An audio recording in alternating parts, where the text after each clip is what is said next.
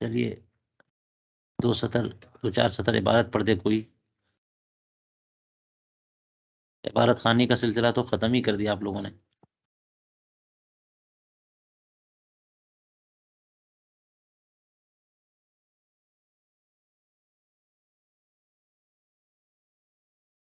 بسم الله الرحمن الرحيم. والآن نشرع في مسائل الأحكام ولنقدم عليها التعريف الواجب لما فيه من الشغب، وإن كان علم سابقا في ضمن التقسيم، وهو ما استحق تاركه العقاب استحقاقا عقليا كما عليه قائل الحسن والقبيح لیجئیں. عقلين أو استحقاقا عاديا كما عليه الأشعرية. وزيد تاركه في جميع وقته ليدخل الموسع، وقيل تاركه في جميع وقته بوجه ليدخل الموسع والكفاية ولا حاجة إليهما، ويكفي ما في المتن فتدبر. چلیے بس کریے.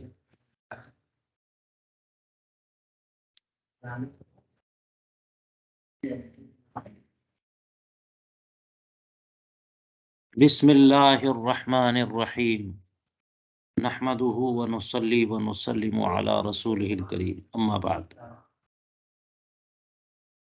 مصنف یہاں سے انہی احکام خمسہ یا احکام سبعہ کی تعریف کا سلسلہ شروع کر رہے ہیں، اور تعریف کے ساتھ ساتھ ان سے متعلق ضروری مباحث جو بہت مفید ہیں. تو سب سے پہلے واجب کی تعریف اور اس سے متعلق کچھ بحثیں ہیں. اور یہ جو واجب کی تعریف کر رہے ہیں یہ اس واجب کی جو فرض کو بھی شامل ہے. حنفیہ نے جیسے کہ فرض اور واجب کو الگ الگ کر دیا ہے، وہ نہیں. یہ واجب کی تعریف جو دونوں کے اوپر مشتمل ہو، اور اس سے متعلق بہت سارے مباحث، لیکن اتنا وقت نہیں ہے کہ ان سارے مباحث کو پڑھیں. تو آپ حضرات اگر چیدہ چیدہ بحثیں اوپر سے دیکھ لیں تو آپ کے لیے بہتر ہے، کیونکہ ابھی یہ جو درس چل رہا ہے یہ بیان پورا ہو جائے گا تو ہم اسے روک دیں گے، اور پھر کتاب اللہ کی کچھ بحثیں پڑھیں گے انشاءاللہ جلد ثانی میں. تو مصنف فرماتے ہیں والآن نشرع فی مسائل الاحکام. اب احکام کے مسائل کی گفتگو شروع کرتے ہیں، اور اس سلسلے میں ہم سب سے پہلے واجب کی تعریف کو پہلے بیان کرتے ہیں، کیونکہ اسی میں بحثیں زیادہ ہیں. لما فیہ من الشغب، گفتگو بحث ہے نا، مباحثہ مناظرہ اختلافات بہت ہے.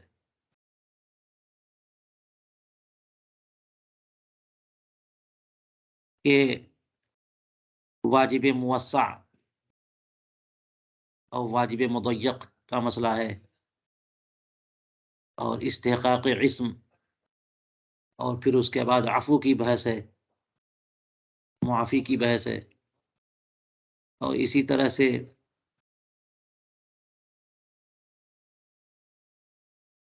جو چیز واجب ہوتی ہے اس کی ادا مثل واجب یا عین واجب کی ادائیگی ہو، اس میں ادا اور قضا کی بحثیں آتی ہیں. پھر یہ کہ کبھی کوئی چیز واجب ہو تو واجب عین ہو یا واجب کفایہ ہو. واجب کفایہ کا کیا مطلب ہو سکتا ہے؟ کیسے کوئی چند لوگ جو ہے کسی واجب سے مستثنا ہو سکتے ہیں. پھر یہ کہ کبھی کوئی چیز مندوب ہوتی ہے یا مباح ہوتی ہے پھر واجب ہو جائے، تو یہ قلب اور انقلاب کیسے ہو سکتا ہے؟ جیسے حنفیہ کے نزدیک نفل شروع کریں تو اتمام واجب ہو جاتا ہے، توڑ دیا تو اس کی قضا ضروری ہے، تو یہ کیسے ہو گیا؟ تو بڑی بحثیں ہیں، اس لیے سب سے پہلے ہم اسی کی بحث کو بیان کرتے ہیں. تو فرماتے ہیں اگرچہ وَإِن كَانَ عُلِمَ سَابِقًا فِي ضِمْنِ التقسیم، ابھی جو تقسیم کی ہے نا خطاب الہی کی اقتدا میں، اقتدا و تخیر، تو وہاں تو جس انداز سے دلیل حصر بیان کی ہے اس سے تو تعریف واضح ہو ہی جاتی ہے نا کہ اگر اقتدا یعنی طلب ہو اور حتمی ہو تو واجب ہے وہ، لیکن یہاں مستقل اسے موضوع بنا کر کے اس کی تعریف اور اس سے متعلق مباحث فرما رہے وَهُوَ مستحق تارکہ العقاب استحقاقا عقلیا او عادیا، جس کا تارک عقاب کا مستحق ہو جائے، چھوڑنے والا واجب وہ ہے کہ جس کو کوئی چھوڑ دے تو چھوڑنے والا کس چیز کا مستحق ہو جائے؟ سزا کا مستحق ہو، اور یہ استحقاق عقلی کے طور پر یا استحقاق عادی کے طور پر، کیونکہ اس سلسلے میں دو مذہب ہیں، ایک مذہب ماتریدیہ کا اور ایک مذہب اشاعرہ کا۔ جی، تو جب ماتریدیہ نے یہ کہا کہ حسن اور قبح عقلی ہے، اس معنی میں کہ عقل کافی ہے کسی فعل کو کسی فعل کے اندر کمال اور لائق مدح و ستائش ہونے میں، یا لائق مدح و ستائش سمجھنے میں کہ کون سا فعل تعریف کے لائق ہے اور بہتر ہے، عقل اس میں کافی ہے، نص کی ضرورت نہیں ہے۔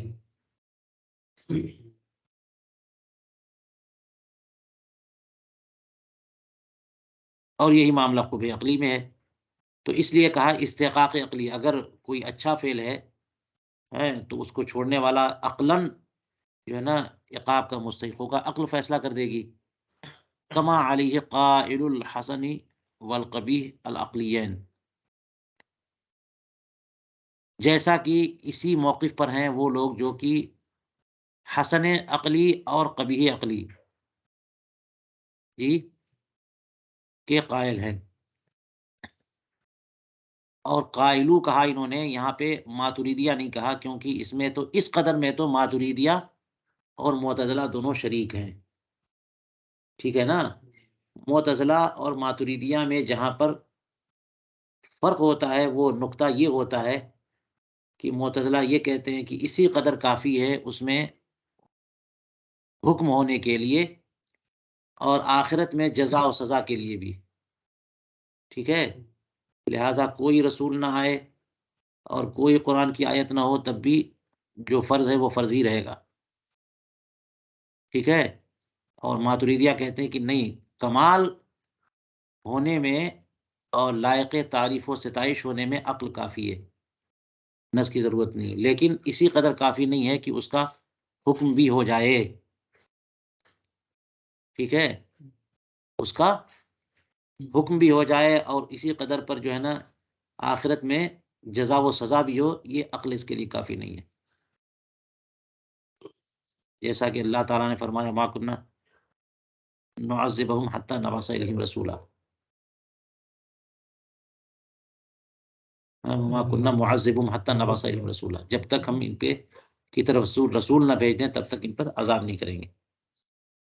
جی، اور اشاعرہ کے نزدیک استحقاق عادی، استحقاق عقلی تو ماتریدیہ کے نزدیک، اور استحقاق عادی کما علیہ الاشعریہ، کیونکہ ان کے نزدیک یہ ہے کہ استحقاق عقلی نہیں ہے، عقل کافی نہیں ہے کہ کون فعل اچھا ہے کون فعل برا ہے، فعل کو برا اور اچھا کہنے میں سمجھنے میں عقل کافی نہیں ہے۔ جب شرع وارد ہو تو اندازہ ہوگا کہ شرع نے کہہ دیا یہ کرو، تو پھر جو ہے نا ہم سمجھ لیں گے کہ وہ چیز وہ کام اچھا ہے، لہذا چھوڑنے والا عقاب کا مستحق ہوگا۔ تو یہ استحقاق عادی ہے کہ جب شرع حکم دے دے ایسا کرنے کا تو عادت الہیہ جاری ہوگی ہے کہ اس سے لاپرواہی کرنے والے کو سزا ہو، ورنہ پھر حکم دینے کا کوئی مطلب ہی نہیں کہ جناب کرو چاہے نہ کرو تب بھی کوئی مسئلہ نہیں ہے۔ جب شرع حکم دے دے تو شارع کی عادت ہوگی کہ اس کو چھوڑنے والے پر عقاب ہو، یہ اشاعرہ کا کہنا. چلیے بہرحال چاہے استحقاق عقلی مانیے یا استحقاق عادی مانیے، ٹھیک ہے، یا استحقاق شرعی کہہ لو آپ دوسرے والے کو، بات اتنی ہے کہ واجب وہ ہے کہ جس کا چھوڑنے والا مستحق عقاب ہوتا ہے، وہ یہ ہے تعریف. اب دیکھیے یہیں سے بحث شروع ہے، اور آپ توجہ رکھیں گے تو یہ دقائق آپ کے ذہن کو کھولنے میں بہت مدد دیں گے. آسان بحثیں تو بہت پڑھی ہیں نا آپ لوگوں نے، ذرا مشکل بحثیں بھی دیکھ لیجیے.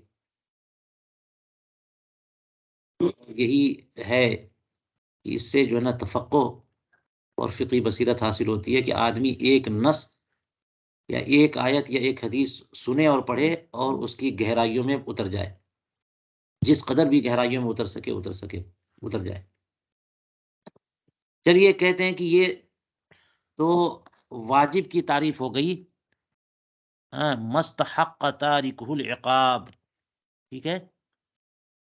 فرماتے ہیں وزید تارکہ فی جمیع وقتہ، یہ اتنا اضافہ کیا گیا ہے.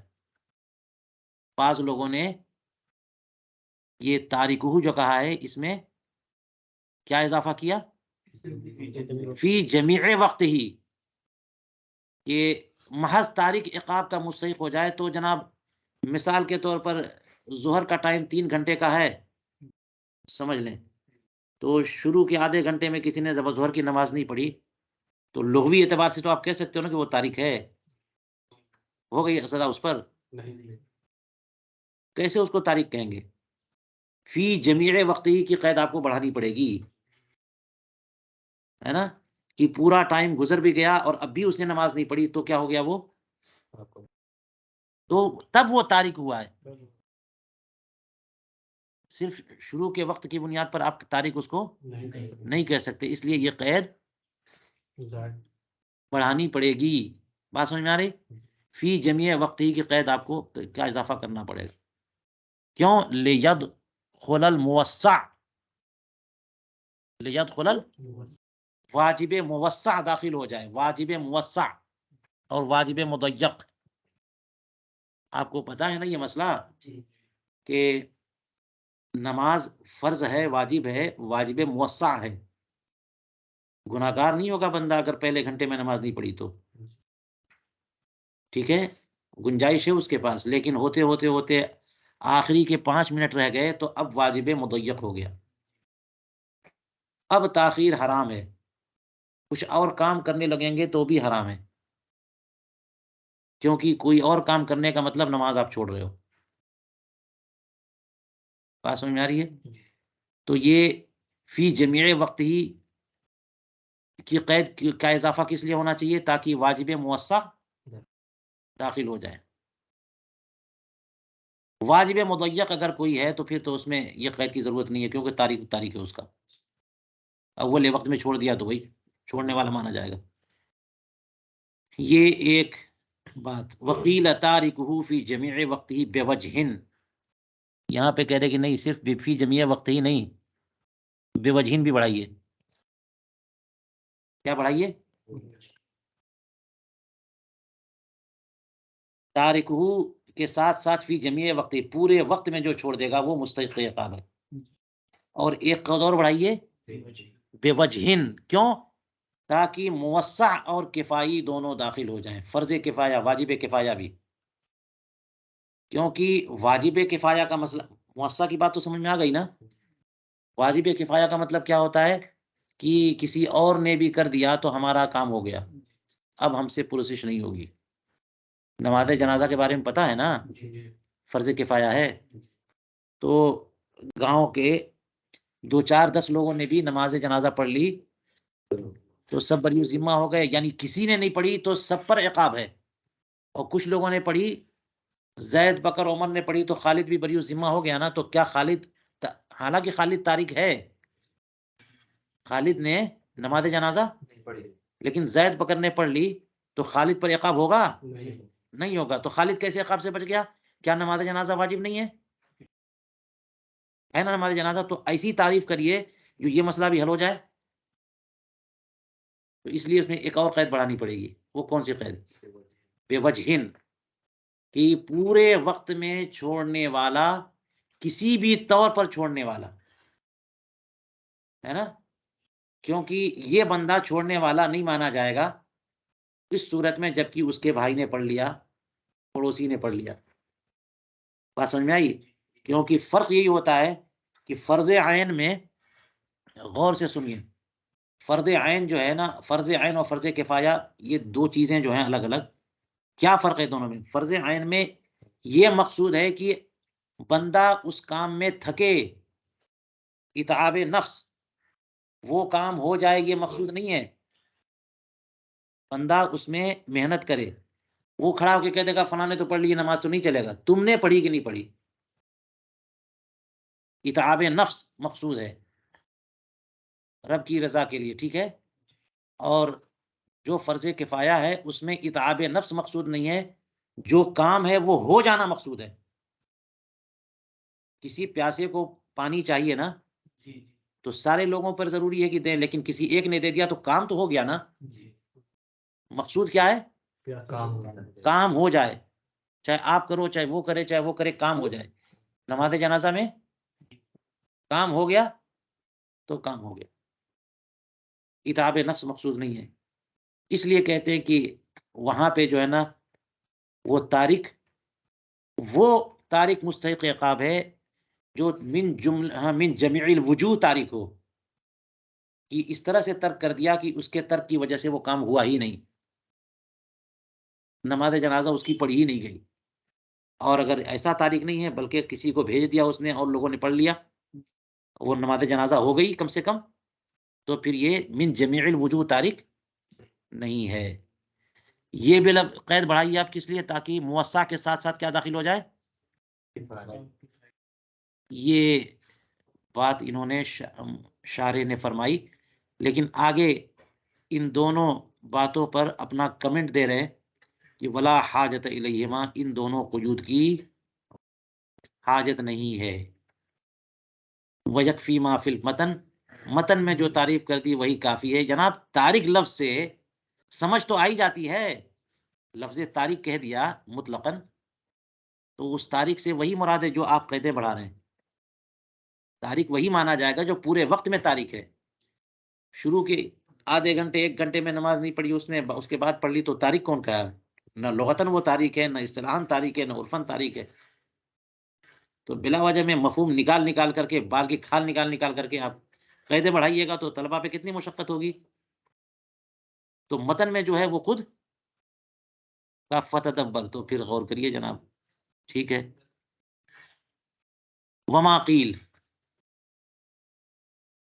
چلیے اب یہاں پر ایک اور اعتراض اور اس کا جواب. یہ کیا ہے؟ کس نے کیا کہہ دیا؟ کسی نے کہا ہوگا، لیکن کہا کیا ہے کہ لا یصح استحقاق العقاب بالعدم لانه غیر مقدور. یہ بھی بڑی بات ہو گئی. ابھی آپ نے یہ بات سمجھ لی ہے نا بہت قاعدے سے کہ ترک جو ہے وہ عدم فعل ہے. بات سمجھ لیے نا کہ ترک کیا ہے اور کف فعل ہے. تو ترک جب عدم فعل ہے تو عدم فعل پر عقاب کیسے ہوگا جناب؟ تارک ہے نا، تارک مستحق عقاب ہے، تارک مستحق عقاب ہے. تو تارک تو عدم فعل ہے تو وہ تو نہ کرنے والا ہے، یعنی وہ جو ہے گویا کہ عدیم الفعل ہے، اس سے وہ کام نہ ہو سکا تو معدوم ہے، عدیم ہے وہ. لا یصح استحقاق العقاب بالعدم، عدم کی کسی وجودی چیز پہ سزا ہونی چاہیے نا. شراب پی لی اس نے، زنا کر لیا، چوری کر لیا، جھوٹ بول دیا، کوئی غلط کام کر دیا، اس پہ سزا دیجیے. کسی وجودی کا جرم کیا ہو اور کچھ کیا نہیں اس نے، اس پر سزا، تو عدم فعل پر سزا.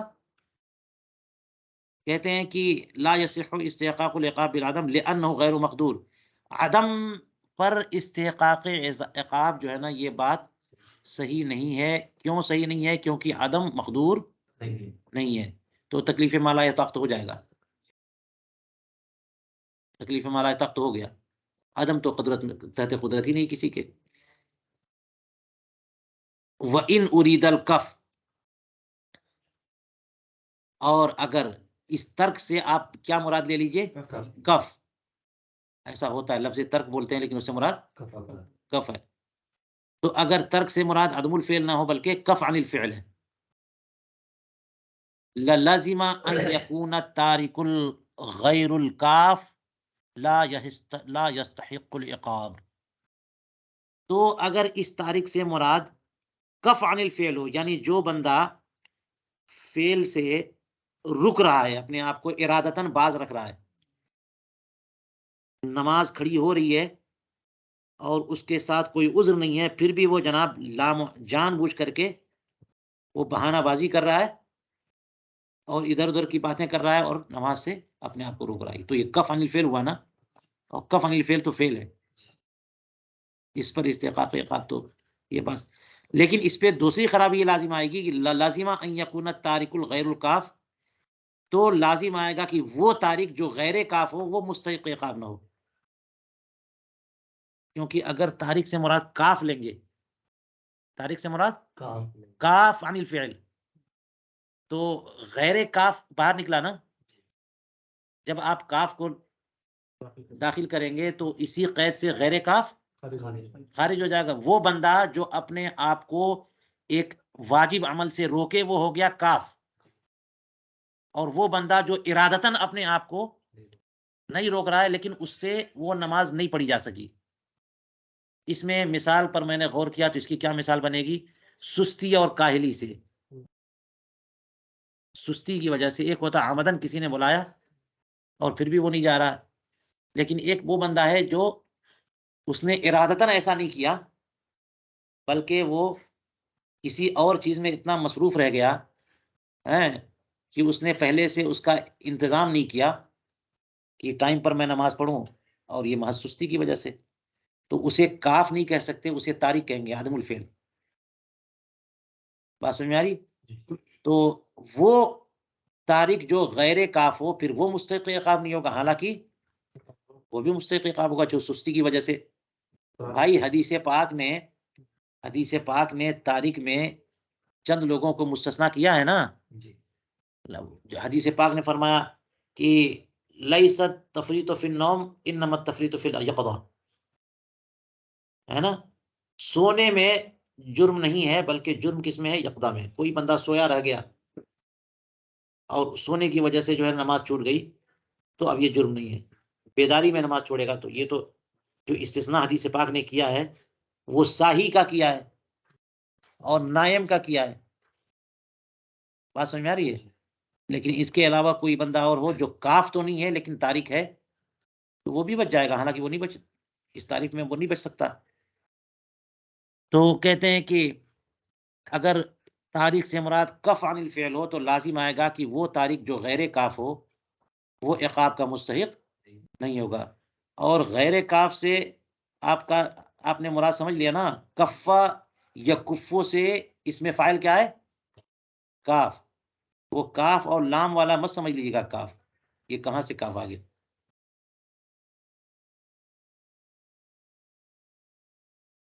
چلیے وما قیلا، ہاں وما قیلا جو اوپر کا جملہ ہے نا، یہ بات آ کر کے یہاں پر مکمل ہوئی. یہ وما قیلا مبتدا ہے، ففیہ ما سیجی یہ اس کی خبر، اس کا جواب ہے. یہ جو بات کہی گئی ہے ٹھیک ہے کہ اگر تاریخ سے مراد تاریخ ہے تو اس پہ عقاب کیسے، اور تاریخ سے مراد کاف عن الفعل ہے تو پھر جناب غیر کاف پر بھی عقاب نہیں ہوگا. اس کے بارے میں کہہ رہے ہیں ففیہ ما سیجی، اس میں ان قریب جو بات آ رہی ہے اس سے اس کا حل مل جائے گا کہ ان عدم المقدور و ان کان فی نفسہ غیر مقدور یوجب استحقاق العقاب. آگے بحث کہیں پر آئے گی. پہلی والی صورت ہم اختیار کرتے ہیں جو آپ نے کہہ دیا کہ تارک سے مراد جو ہے نا تارک ہو تو ترک جو ہے وہ عدم فعل ہے، اور عدم فعل پر سزا کیسے ہو سکتی ہے؟ تو اس کے بارے میں کہتے ہیں کہ یہ پوری بحث آئے گی جس کا خلاصہ یہ ہے کہ عدم مقدور استحقاق عذاب عقاب کا سبب بن سکتا ہے. ایسا نہیں ہے کہ وہ استحقاق عقاب کا سبب نہیں بن سکتا. کیا مسئلہ جی؟ ان عدم المقدور، مقدور کا عدم اگرچہ فی نفسی غیر مقدور ہے، یہ موجب استحقاق عقاب ہو سکتا ہے. تو پہلی والی شق اختیار کر لی نا، مقدور کا عدم. جی مقدور کا، ہم عدم محض کی بات نہیں کر رہے ہیں جو آپ نے ادھر چھیڑ دیا. یہ عدم تو تحت قدرت ہی نہیں ہے،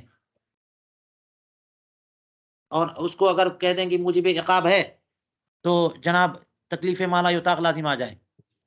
ہم عدم محض کی بات نہیں کر رہے ہیں، عدم مقدور کی بات کر رہے ہیں. کس کی بات کر رہے ہیں؟ کہ جو فعل ہے وہ تو قدرت میں ہے، نماز تو قدرت میں ہے آپ کے، تو کیوں نہیں نماز ہوئی؟ یہ تو قدرت میں ہے، بات ہوئی کیوں نہیں؟ وہ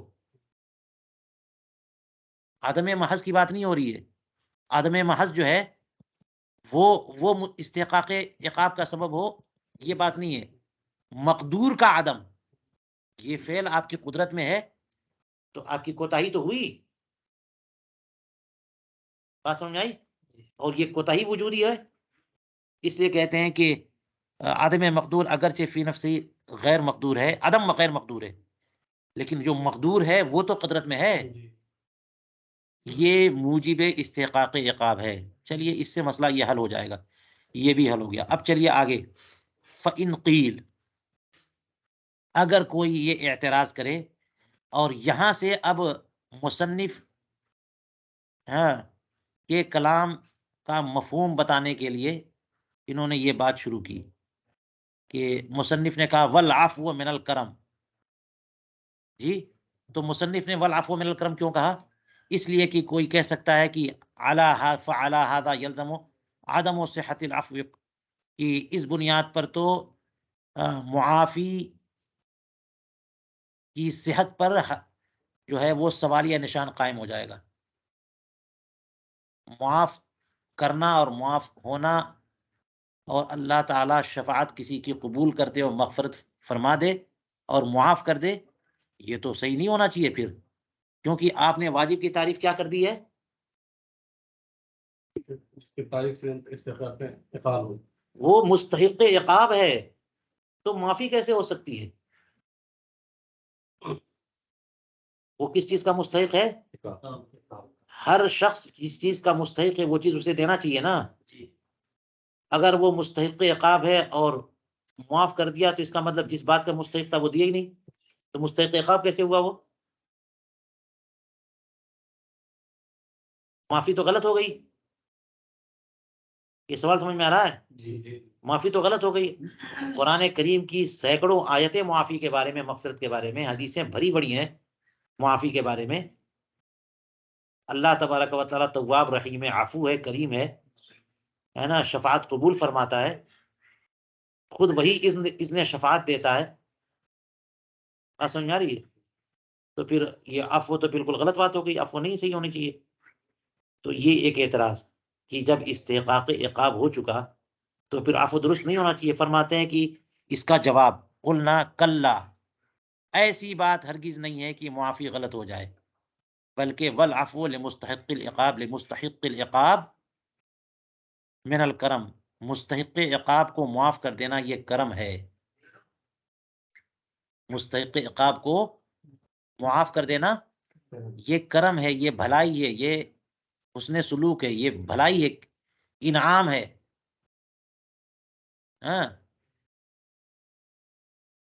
تو یہ فرق معاملہ ہوتا ہے کہ کوئی بندہ کسی انعام کا مستحق ہو اور اس کو انعام نہ دیا جائے تو یہ بات بری مانی جاتی ہے کہ مستحق تھا اور اسے کسی جائیداد کا مستحق ہو اور اس جائیداد کو اسے دیے بغیر، دینے کے بجائے کسی اور کو دے دے تو یہ ظلم کہلائے گا.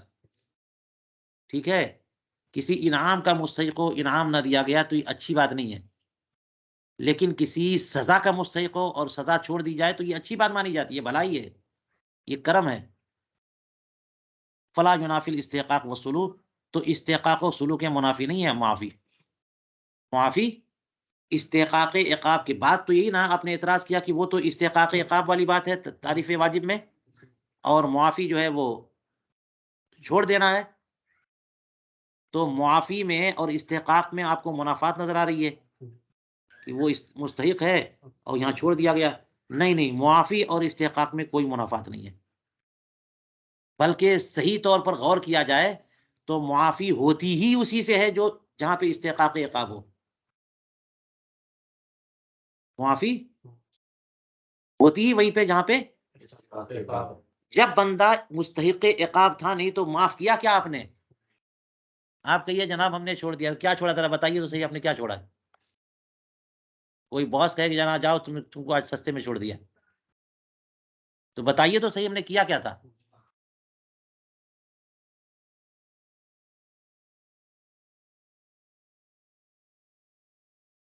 تو استحقاق و سلوح کا مطلب وہی کہ اس نے ایسا کام کیا ہے تاریخ نے کہ وہ اس لائق ہو گیا کہ اس کو سزا دی جائے. تو سلوح و استحقاق کے منافات نہیں عفو میں. چلیے اب یہاں پر ذرا عفو کی بحث چھڑی گئی ہے تو ٹھیک سے اس کو سمجھنے کی ضرورت ہے.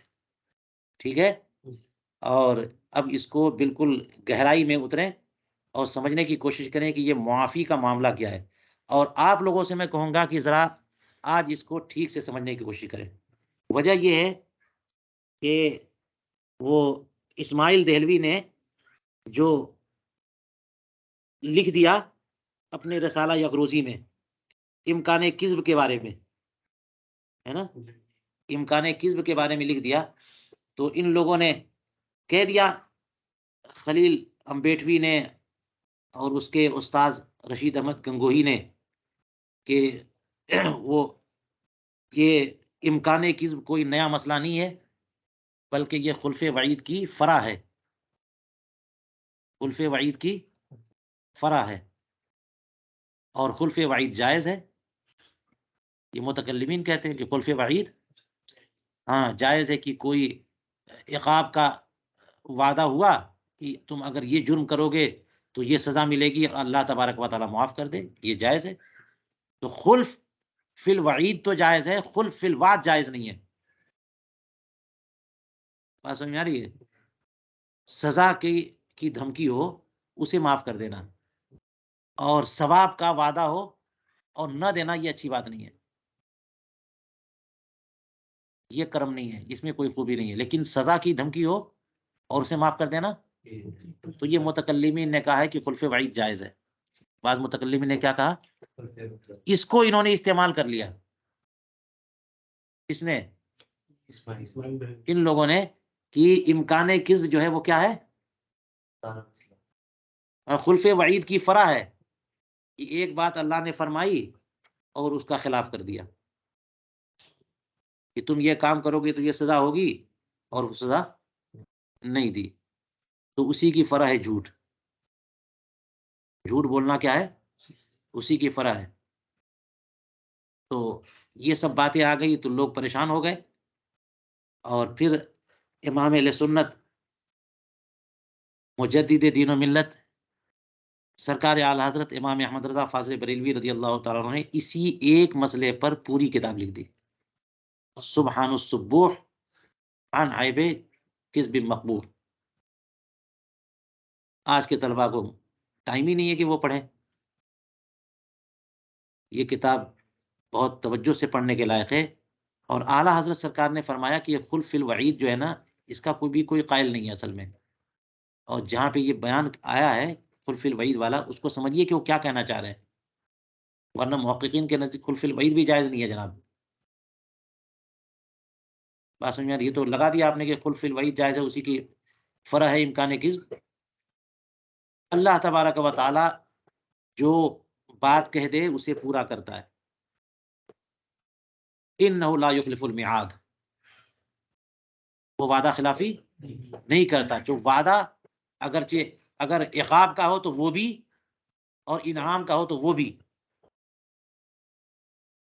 بات سمجھ میں آئی؟ تو اب انہوں نے یہ نکال دیا کہ وہ خلف الوعید جو ہے نا وہ کرم ہے. خلف الوعید وہ کرم ہے، اس لیے عقاب کے استحقاق کے باوجود وہ ہو سکتا ہے.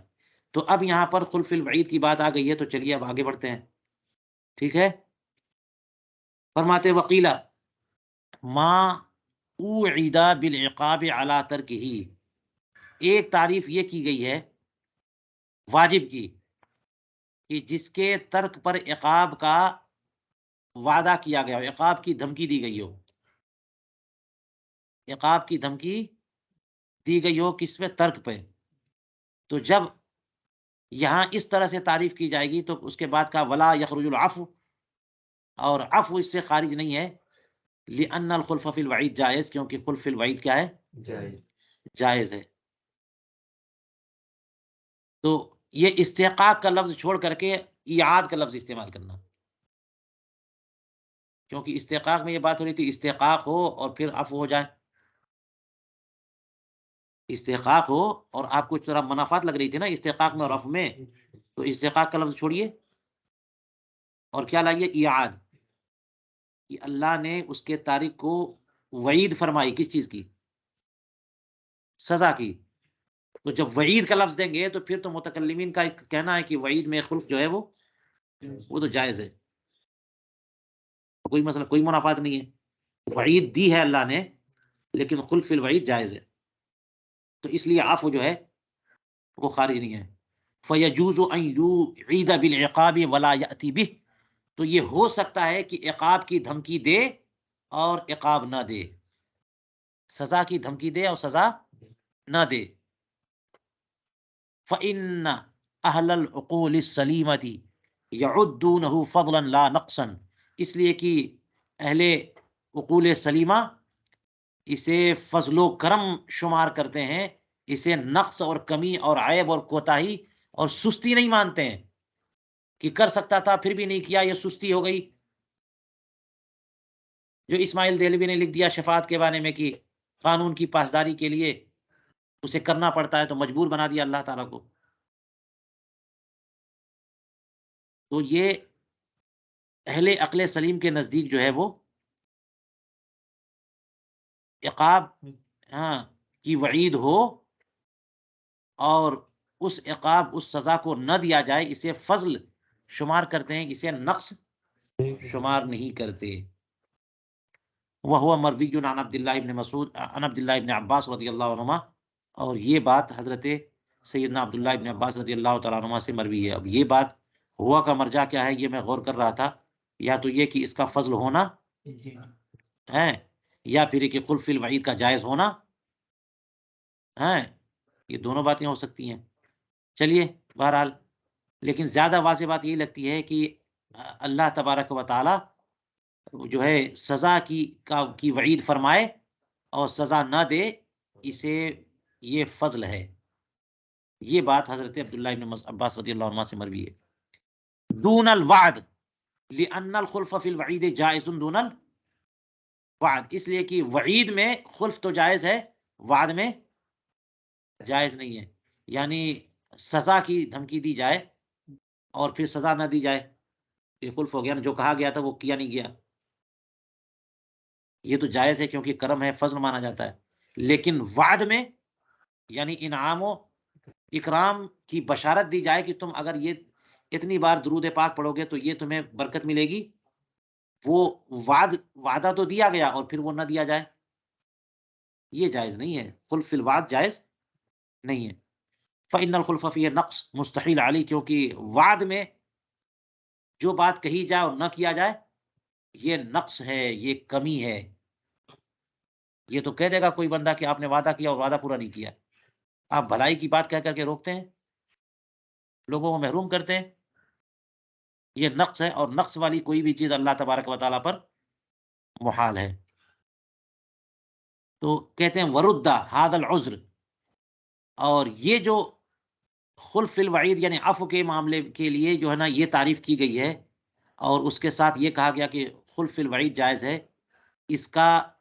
اس کو رد کیا گیا ہے بِأَنَّ إِعَادَ اللَّهِ تَعَالَى خبر فہو صادق قطعا، یہ کیسے ہو جائے گا جناب کہ اللہ تبارک و تعالیٰ کسی بات پر عقاب کی وعید فرمائے اور وہ خود نہ کرے، وہ وعید فرمائے کہ ایسا کرو گے تو ایسا کروں گا میں، اور وہ نہ کرے، کیونکہ اللہ تبارک و تعالیٰ وعید فرمائے تو ایعاد الہی خبر ہے، ایعاد الہی اپنی حقیقت کے اعتبار سے کیا ہے، اور خبر الہی کا صادق ہونا ضروری ہے، اس میں احتمال صدق و کذب نہیں ہے، احتمال کذب ہے ہی نہیں، صرف صدق ہی صدق ہے. اور سمجھ میں آئی؟ کیونکہ ایعاد الہی کیا ہے، خبر ہے، فہو صادق قطعاً، تو یقیناً وہ صادق ہے، لاستحالۃ الکذب ہونا، کیونکہ وہاں پر کذب جو ہے محال ہے.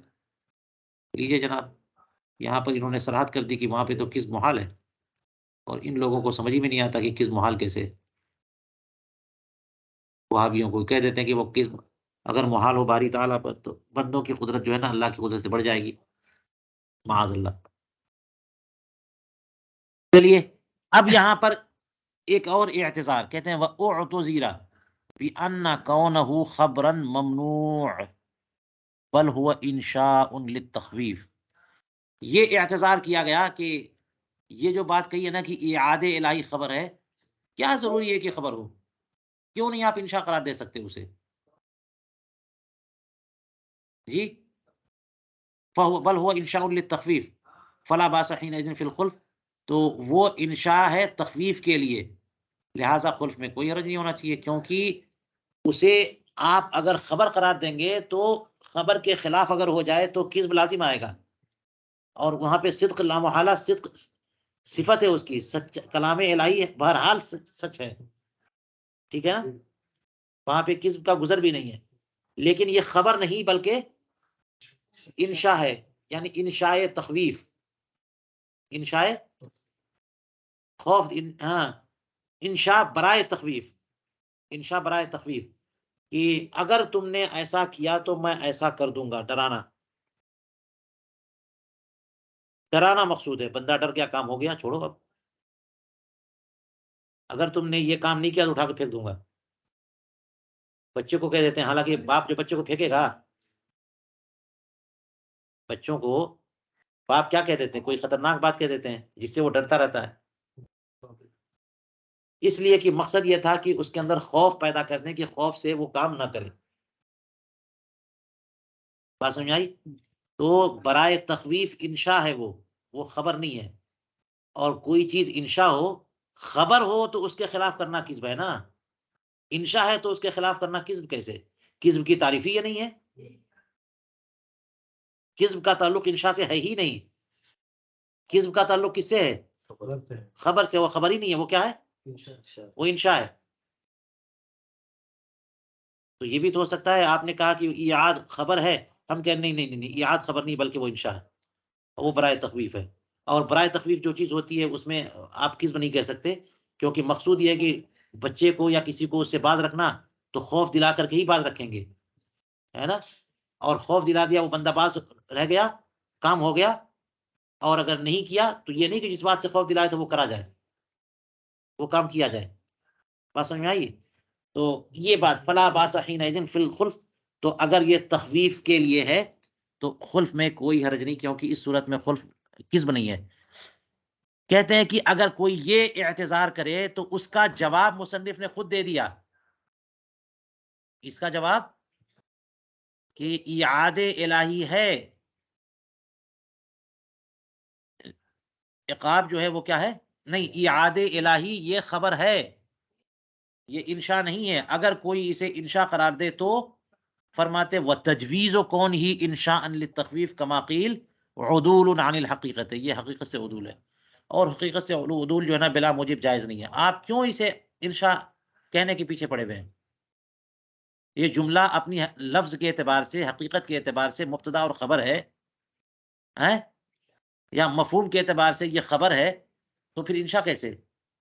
اگر خبر کو انشاء قرار دے دیں. اچھا ایک بات یاد رکھیے گا کہ خبر کو انشاء اور انشاء کو خبر جو ہے نا، یہ بلاغت میں یہ ایسا ہوتا ہے کہ خبر معنی انشاء میں، جی، یا انشاء بمعنی خبر. بہت ساری نصوص جیسے فرما دیا کہ لا صلاۃ لجار المسجد فی المسجد، یہ صورتاً خبر ہے کہ پڑوسی، مسجد کے پڑوسی کی نماز نہیں ہے مگر مسجد میں، لیکن یہ برائے انشاء ہے.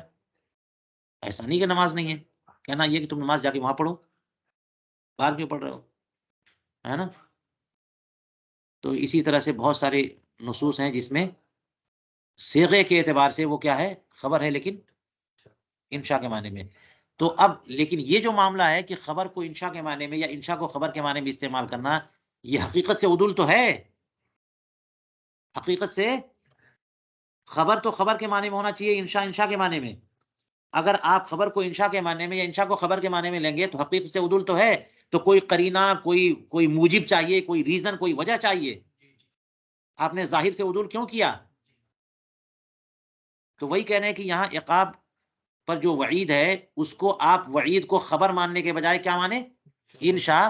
یہ حقیقت سے عدول تو ہے، اور بلا موجب عدول کیسے کر سکتے ہیں؟ لہٰذا اس خبر کو انشاء قرار دینا باطل ہو گیا. کہتے ہیں کہ اس کو یوں رد کیا کہ وہ تجویز و کونی انشاء للتخفیف، تخفیف کے لیے انشاء ہے یہ جائز قرار دینا، جیسا کہ مرزا جان کے حواشی میں اور دیگر کتابوں میں کیا گیا. یہ حقیقت سے عدول ہے بلا موجب، بلا موجب یلجئ الی العدول، کسی ایسے موجب اور سبب کے بغیر جو حقیقت سے عدول کی طرف مجبور کرے. اور کوئی ایسا موجب ملجی نہیں ہے تو آپ حقیقت سے عدول کیسے کر سکتے ہیں؟ تو جائز ہی نہیں ہے. یہ ایک طریقہ ہو گیا اس کو رد کرنے کا. جی، اس کو رد کرنے کا. کس کو رد کرنے کا؟ خلف فی الوعید والا آئیڈیا. کیونکہ یہ بات بنانے کے لیے وہیں سے تعریف بدل دی کہ ما اوعد بالعقاب علی ترکہ، تو پھر عفو نہیں نکلے گا. تو اس کے لیے کہا کہ یہ اعادہ الہی جو ہے نا وہ خبر ہے، تو وہاں پہ خلف جائز نہیں ہے. وہ بات بنانے کے لیے کہہ دیا خلف فی الوعید جو ہے نا وہ کرم ہے، تو کہا کہ نہیں، یہ وعید جو ہے یہ خبر ہے، لہٰذا یہاں پہ خلف بالکل درست نہیں. اگر کوئی کہے کہ جناب یہ خلف نہیں ہے بلکہ یہ تو انشاء خبر ہے ہی نہیں، یہ بھی غلط ہے. کہ خبر کو انشاء کے معنی میں آپ کیسے لے سکتے؟ ابھی سب باتیں کنٹرول میں ہے کہ نہیں ہے؟ کیسے ایک دوسرے پر باتیں آتی جا رہی ہیں. چلیے،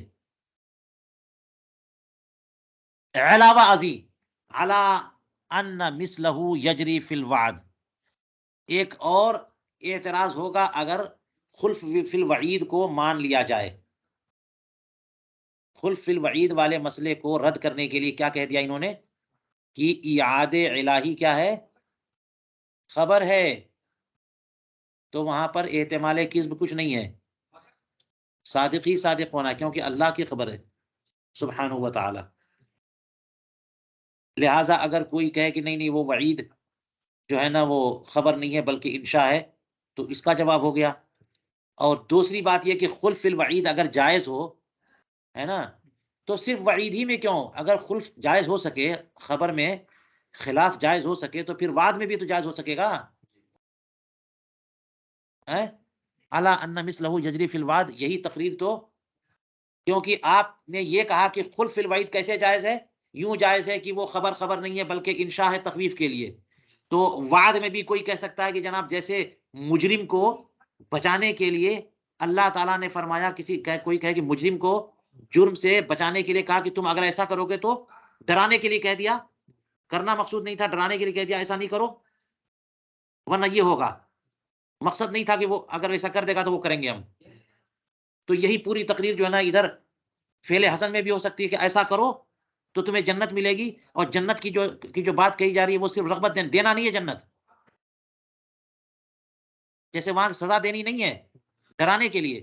تو یہاں کہا کہ اتنی بات نمازیں پڑھ لو گے تو آپ کو جنت ملے گی، یہ صرف کس لیے ہے؟ پھسلانے کے لیے. وہاں ڈرانے کے لیے، یہاں پھسلانے کے لیے. وہاں سزا مقصود نہیں تھی اور یہاں انعام مقصود نہیں ہے. یہ بات تو چل جائے گی نا کہ نہیں چلے گی؟ اب کیا بولیں گے یہاں پہ؟ وہاں کہہ رہے ہیں انشاء تخویف کے لیے، یہاں کہہ دیں گے انشاء ترغیب کے لیے. جنت دینا مقصود نہیں ہے.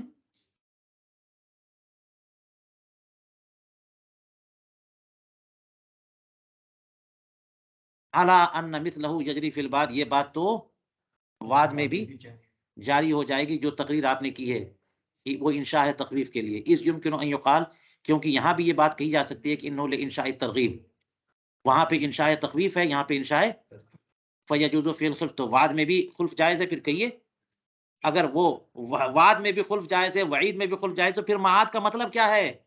آخرت کس لیے ہے جناب؟ سزا و عقاب کیوں ہے؟ سوال و جواب کیوں ہوگا؟ نام اعمال کیوں پیش کیے جائیں گے؟ یہ کیوں میدان محشر قائم ہوگا؟ سب تو معاد کا دروازہ ہی بند ہو گیا. ہاضا قلو، یہ اس سے بڑا مسئلہ ہو گیا. کہتے ہیں اقول اب مصنف آ گئے بیچ میں، کہنے لگے تیسری بات میں یہاں پہ یہ کہوں گا، اور کس بات کے لیے؟ وہی خلف فی الوعید کو رد کرنے کے لیے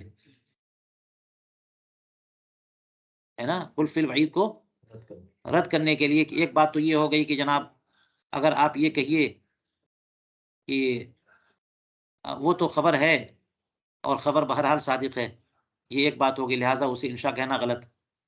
اور دوسری بات یہ ہے کہ اگر اس طرح سے کہا جائے تو پھر یہی بات جو ہے نا وعد میں بھی چلے گی. دو بات ہو گئی. اقول کہہ رہے ہیں، یہ تیسری بات ہم کہتے ہیں اس کو رد کرنے کے لیے.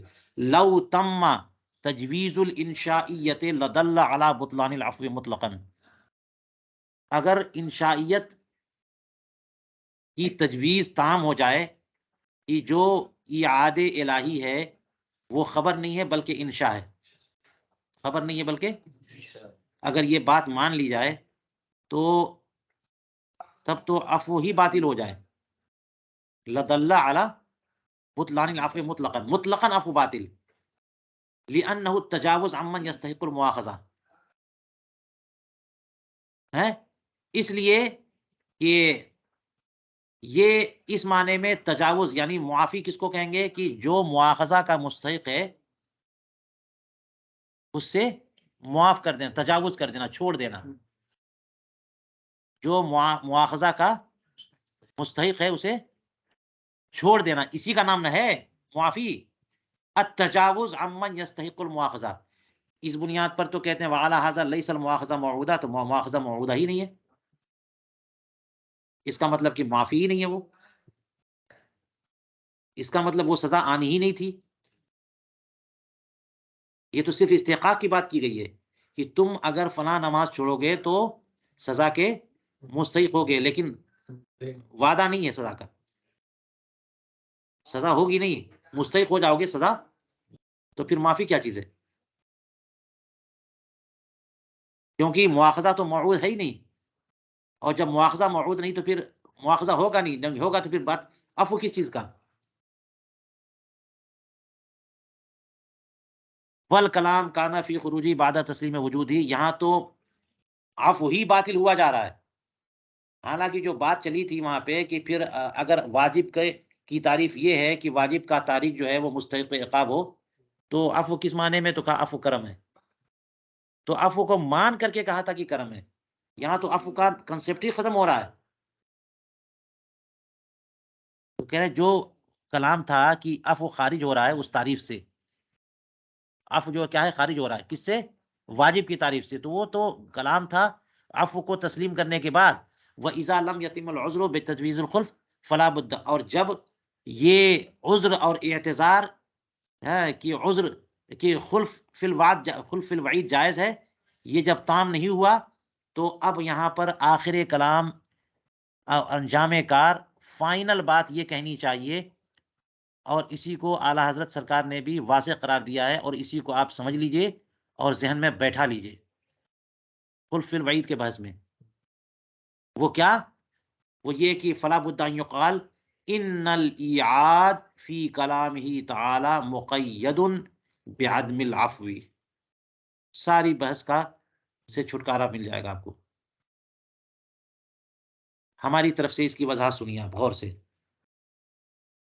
دیکھیے کلام الہی جو ہے وہ ہے نا قرآن پاک ہے، لیکن کون کلام مطلق ہے کون مقید ہے یہ ہمارے علم میں نہیں ہے.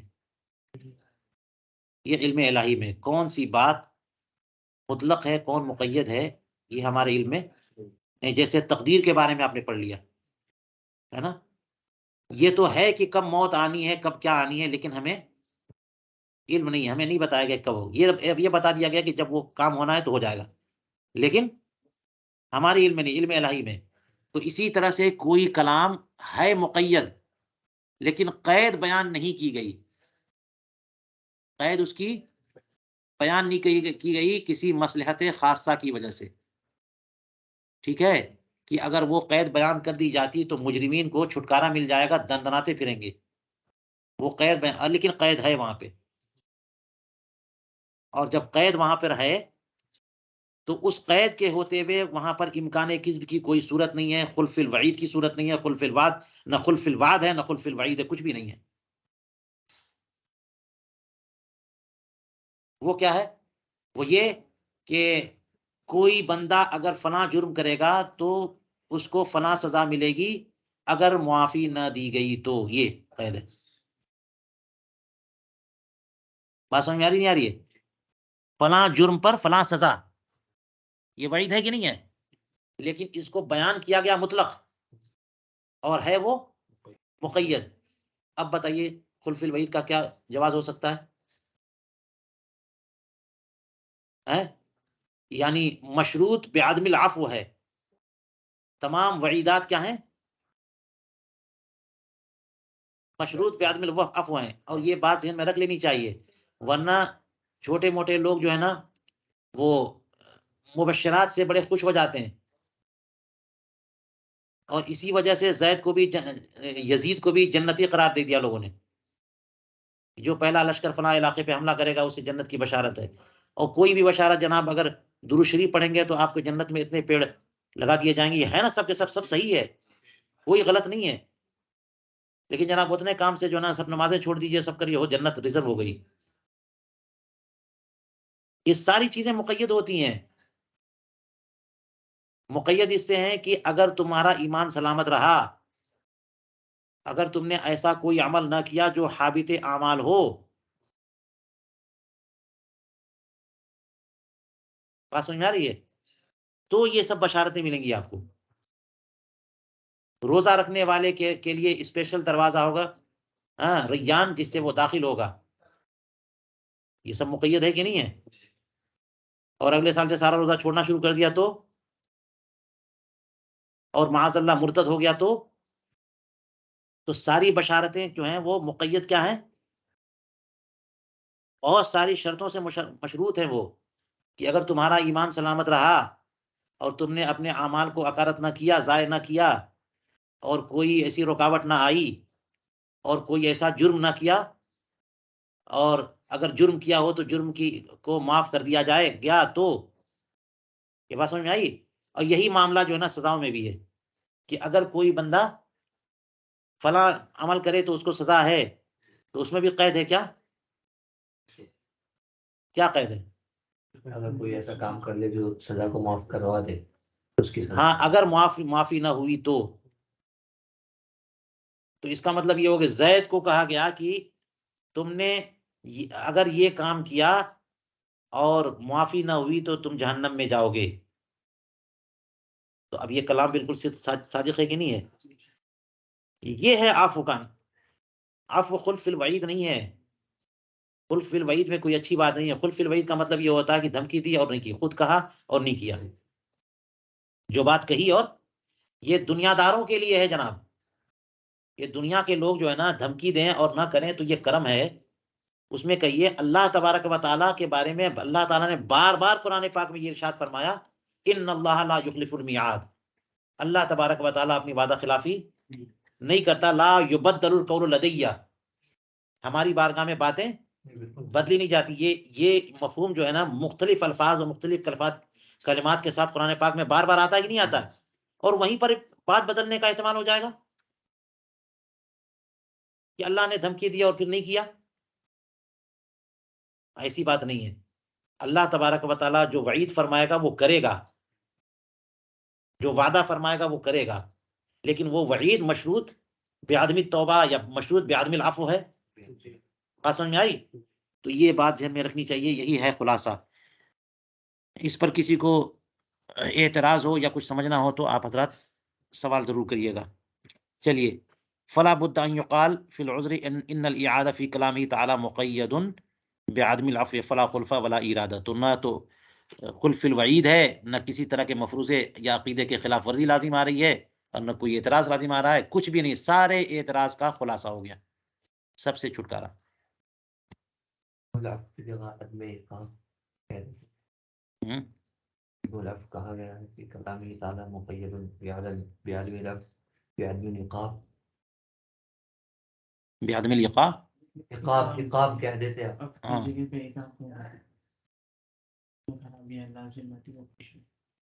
نہیں نہیں، بعدم العقاب کیوں کہیں گے؟ کیونکہ عفو ہی تو عدم، تو ڈبل ڈبل عدم نہیں ہو جائے گا.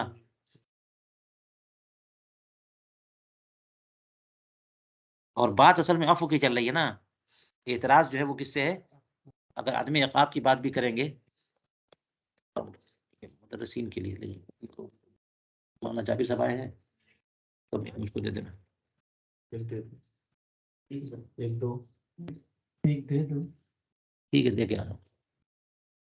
چلیے، تو مقید بعدم العقاب نہیں کہا، مقید بعدم العفو کا کیوں کہا؟ اس لیے کہ عفو پر ہی گفتگو چل رہی ہے، بحث عفو پر ہے. ٹھیک ہے، بات وہی ہوگی.